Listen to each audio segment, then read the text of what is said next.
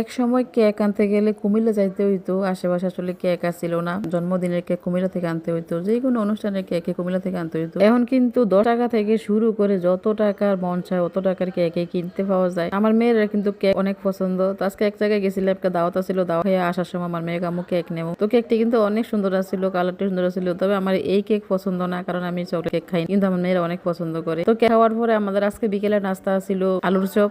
আমার বড় মেয়ে কিন্তু আলুর চপ খাইতে অনেক পছন্দ করে। আজকে দুদিন যাবত করেছিল বানাইবো। আলুর চপটা কিন্তু আমার তেমন একটা পছন্দ না, আমার হচ্ছে বেগুনিটা সব বেশি পছন্দ। আমি বেগুনিটা অনেক পছন্দ করি খাইতে। তো অন্য না প্রতিদিন হয়ে যায়, তো এই কারণে চপটা হয় না। আর চপটা করতে কিন্তু একটু ভেজাল করতে হয়, আলু সিদ্ধ করা, তারপরে আলু মাইখা টাইকা একলগে কইরা বানানোটা আমার কাছে ভেজাল মনে হয় আর কি। তারপরে আবার বেসন গুলতে হয়। তো আজকে আসলে আমি কিছুই করিনি, আমার মেয়ে সব করছে। আমি সবসময় বেসন গুলাই দেই, তো আজকে আমার মেয়ে বেসনটাও গুলতে পারছে পারফেক্ট ভাবে। আলুর চপটি কিন্তু অনেক সুন্দর হয়েছিল, মুসমুসা করে ভাজছে। প্রথমটি হয়ে গেছে, এটি উড়ে নিতেছে, তারপরেটি দিয়ে দিব আর কি। তো মেয়ের আসলে এখন মোটামুটি সব কাজে করতে পারে।